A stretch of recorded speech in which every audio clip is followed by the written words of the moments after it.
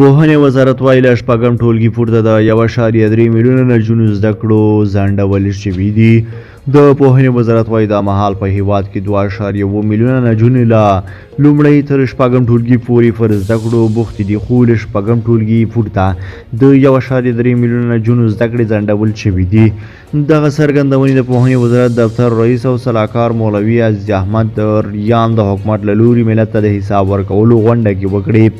ریان وویل په ټول هیواد کې 2.7 میلیونه نجونې له لومړۍ تر شپږم ټولګي پورې پر زده کړو بوختې دي، خو له شپږم ټولګي پورته د 1.7 میلیونه نجونو زده کړې ځنډول شوي دي. دغه راز په دې غونډه کې د پوهنې وزارت اداري مرستیال مولوي صبغت الله وسیل له شپږم ټولګي پورته د نجونو زده کړو د بیرته پیل په اړه وویل. د دې موضوع په اړه د اسلامي امارت رهبرۍ د اسلامي امارت مختلفو وزارتونو وزیرانو او ویاندویانو پر خپل وخت وضاحتونه ورکړي دي او زما په فکر هماغه به کفایت کوي.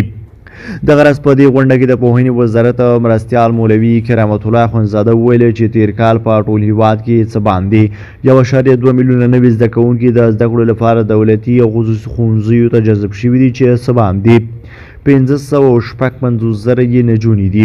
د نوموړي د معلوماتو له مخې په ټول هیواد کې د نجونو په ګډون 10.1 میلیون زده کوونکي ښوونځیو کې پر زده کړو بوخت دي. نوموړی وایي په ټول هیواد کې 3,980 کلیوالي او د چټکو زده کړو ټولګي د همکارو موسسو لخوا جوړ شوي دي، چې 15,828 هلکان او 9,50,240 نجونې زده کوونکي لري.